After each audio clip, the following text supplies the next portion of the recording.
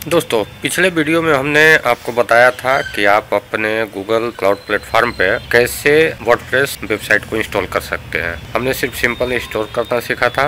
आज इस वीडियो में हम उसके एडमिन पैनल के बारे में डिटेल में समझेंगे, ताकि ये आगे आपको अपने वेबसाइट को कॉन्फ़िगरेशन करने में सहायक हो, मददगार साबित हो। तो आइए कंप्यूटर पर चलते हैं।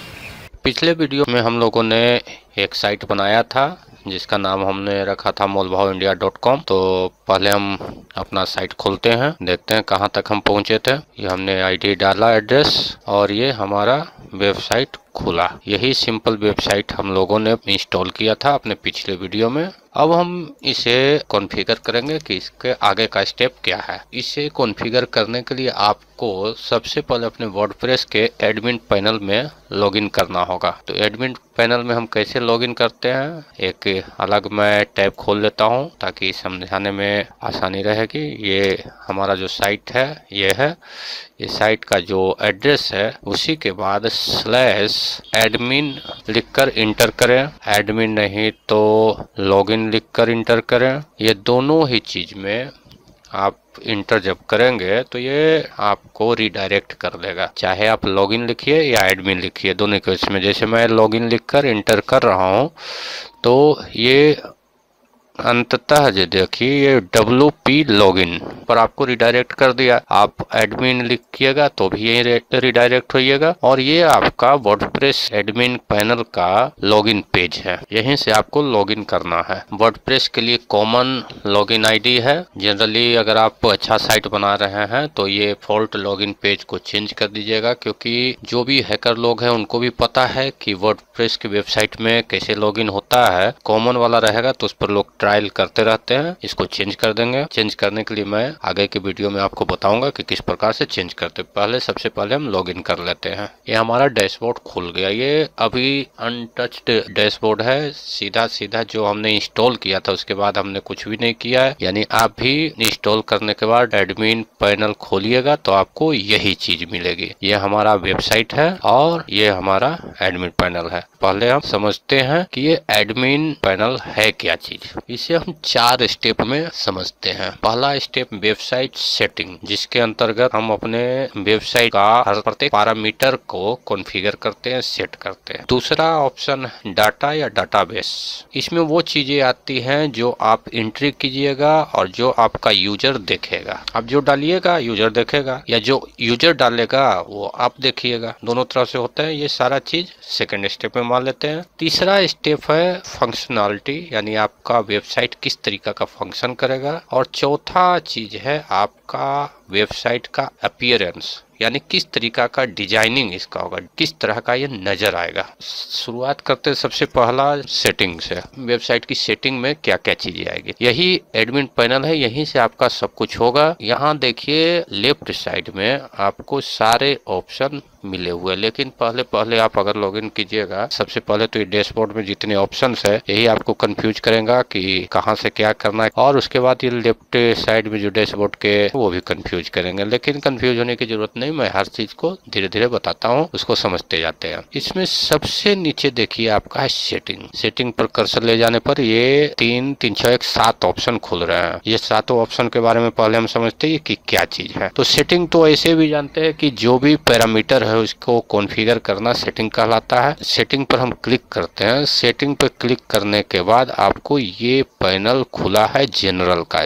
देखिए ये जनरल हाईलाइट है। ये हमारा जनरल सेटिंग का पैनल खुला है। इसमें देखिए सबसे पहला चीज है आपका साइट टाइटल, जो लिखा हुआ है यूजर ब्लॉग। यही चीज यहाँ देखिए वेबसाइट में आपको यहाँ यूजर ब्लॉग लिखा हुआ है। ये हेडिंग है, मेन हेडिंग आपके साइट का। यहाँ जो चीज आप दीजिएगा वो चीज यहाँ नजर आएगा। जैसे मैंने वेबसाइट का एड्रेस मोल भाव इंडिया रखा है, हाँ अगर मैं मोल भाव इंडिया इसको लिख देता हूँ तो वहाँ पर मोल भाव इंडिया नजर आने लगेगा। ये मोल भाव इंडिया मैंने यहाँ लिख दिया। थोड़ा कैपिटल स्मॉल कर देता हूँ और इसको देखिए मैं यहाँ से सेव करता हूँ। सेव किया, ये सेव हो गया। अब इसको हम रिफ्रेश करते हैं तो देखिए जहाँ लिखा हुआ था हमारा यूजर्स ब्लॉग, वहाँ आपका मोल भाव इंडिया आ गया। इसको जैसे आप लिखिएगा यहाँ इस प्रकार से, वैसे यहाँ आपका आ जाएगा। इसके बाद अगला है टैगलाइन। जैसे होता है ये दिल मांगे मोर, ठंडा ठंडा, कूल कूल, ये सारे अलग अलग कंपनियों के टैगलाइन है। उसी तरीका से आप अपने वेबसाइट का टैगलाइन क्या रखिएगा वो आप इसमें डालिएगा और यहाँ पे वो सेव होगा। इसी तरीका से ये आपका वेबसाइट का आईडी वगैरह है ये चेंज नहीं होगा। यहाँ आपका ईमेल कॉन्फ़िगर करने का है। ईमेल आईडी में ये एडमिन का ईमेल आईडी है, यानी किसी भी तरह का कोई भी चेंजिंग होगा तो इसी मेल पे आपका ईमेल आएगा। इसी तरीका का ये सारी चीजें आपकी जनरल सेटिंग में होगी। जनरल सेटिंग के बाद आपका दूसरा टैब है वो राइटिंग का है। आप जो पोस्ट डाल रहे हैं वो वेबसाइट पर किस तरीका का अपीयर होगा, तो ये सारी इसमें जो भी सेटिंग है वो आपका पोस्ट डालने से रिलेटेड है। अगला टैब है रीडिंग का। रीडिंग का मतलब जो भी आपका ट्रैफिक आएगा, जो लोग आएंगे आपके वेबसाइट पे क्लिक करेंगे, वो किस प्रकार से आपके वेबसाइट को पढ़ेंगे, देखेंगे, किस तरीका से उसके साथ रिएक्ट करेंगे, ये सारी की सारी चीजें रीडिंग वाले टैब में आपको मिलेगी। फिर उसके बाद अगला टैब है डिस्कशन का। डिस्कशन नाम से ही स्पष्ट है कि जो जैसे ब्लॉग वगैरह बनाते हैं तो ब्लॉग में वो कमेंट करते हैं, लाइक करते हैं, इस तरीका का जो चीजें है उनकी सेटिंग आपको यहाँ डिस्कशन पैनल से होगी। अगला है मीडिया में, जो है आपका फोटो अपलोड करता है, वीडियो अपलोड करता है, उस तरह से रिलेटेड जो भी चीजें है वो कैसे अपलोड होनी चाहिए। जैसे ये फोटो का दिया हुआ है कि थंबनेल का साइज क्या होना चाहिए, एक्चुअल साइज होगा वो किस साइज का होना चाहिए, ये सारी चीजें आपको मीडिया में सेटिंग होगी। अगला है परम लिंक। परम लिंक में आप कोई भी पोस्ट डालते हैं तो उसका एक यहाँ एड्रेस बनता है उस नए पोस्ट का। वो एड्रेस आप किस फॉर्म में चाहते हैं, प्लेन फॉर्म में चाहते हैं, डे नेम बाय चाहते हैं, मंथ नेम बाय चाहते हैं, किस तरीका से चाहते हैं। जैसे डे एंड नेम के हिसाब से चाहिएगा तो ये आपका साइट का नाम रहेगा, साल रहेगा, महीना रहेगा, दिन रहेगा, उसके बाद पोस्ट का नाम रहेगा। इसी तरीका से मंथ नेम का चाहिएगा तो सबका सैंपल दिखा दिया है कि किस प्रकार से रहेगा और उस तरीका से आपका वो पोस्ट, वहाँ पोस्ट का ये एड्रेस पड़ेगा, यहीं से डिसाइड करेगा। उसके बाद अंतिम है प्राइवेसी। हर साइट का अपना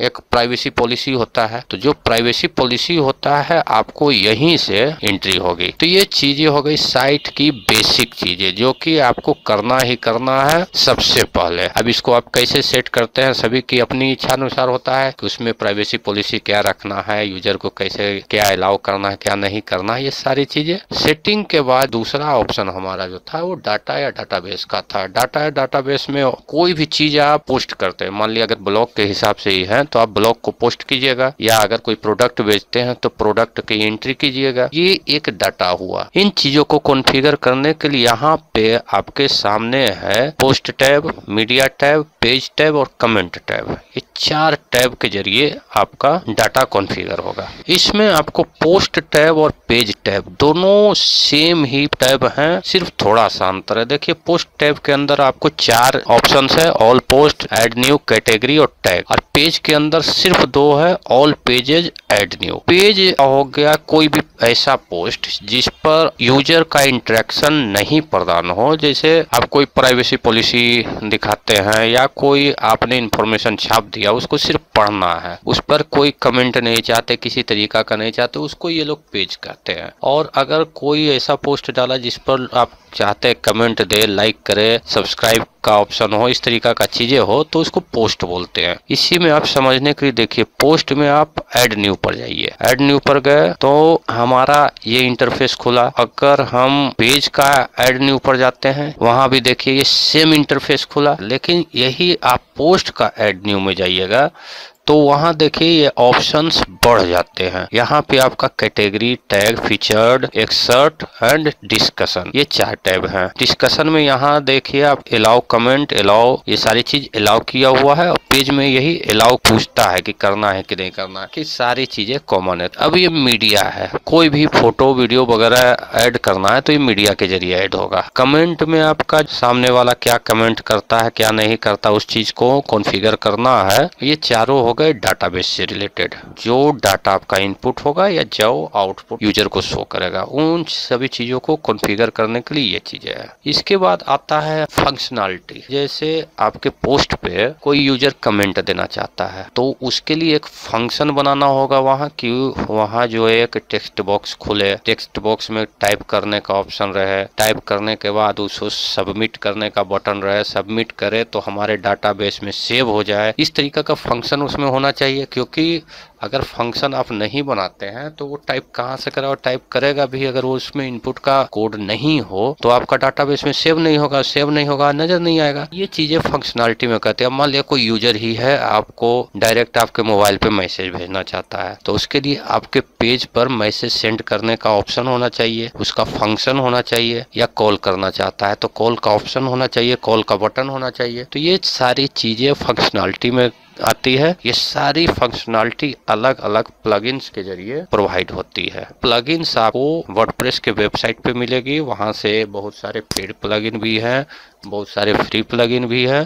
तो कैसे इंस्टॉल होते हैं वो हम लोग आगे सीखेंगे। केवल आपको जानकारी अभी ये होनी चाहिए कि प्लगइन्स का हमारा काम क्या है। प्लगइन के बाद होता है डिजाइन, वेबसाइट जो हमारा नजर आता है। जैसे ये हमारा वेबसाइट है, कितना सिंपल व्हाइट नजर आ रहा, ब्लैक से लिखा हुआ, लेकिन हम चाहते नहीं भाई यहाँ ये फोटो हो, यहाँ साइड में कुछ ऑप्शन हो, यहाँ साइड में कुछ ऑप्शन हो। इस तरीका का जो लुक आउट है, लुक देना, ये आपको अपीयरेंस से होता है। आपको इसके लिए थीम इंस्टॉल करने होते हैं। ये थीम ही पूरा का पूरा इस चीज को डिजाइन करता है। थीम जब इंस्टॉल करेंगे तो थीम में अभी देखिए अपीयरेंस में आपको ये 5-6 ऑप्शन आ रहे हैं, लेकिन थीम जब इंस्टॉल करेंगे तो हर थीम के साथ प्लगइन भी एक्स्ट्रा रहती है, क्योंकि हर थीम में कुछ न कुछ फंक्शन रहते हैं। उन फंक्शंस के लिए उसको प्लगइन की जरूरत पड़ती है। तो हर थीम अपने अंदर बहुत सारे ऑप्शन को समेटे हुए रहती है, बहुत सारे फंक्शन को समेटे रहती है। उन चीजों को इंस्टॉल करने के बाद ये अपीयरेंस में आपको ऑप्शंस ये चेंज हो जाएंगे, प्लगइन में भी और चीजें आ जाएंगे, यहाँ पर भी कुछ चेंज हो जाएंगे। तो वो हम आगे अभी देखेंगे।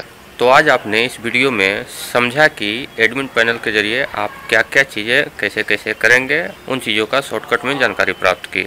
अगले वीडियो में मैं इनके जरिए आपको अपने साइट की कॉन्फ़िगरेशन के बारे में बताऊंगा, जैसे थीम इंस्टॉल कैसे कीजिएगा, प्लगइन्स को कैसे इंस्टॉल कीजिएगा, पोस्ट कैसे डालेंगे, पोस्ट को कैसे कॉन्फ़िगर करेंगे। इन चीज़ों की जानकारी मैं अगले वीडियो में दूँगा। तो मिलते हैं, तब तक के लिए धन्यवाद।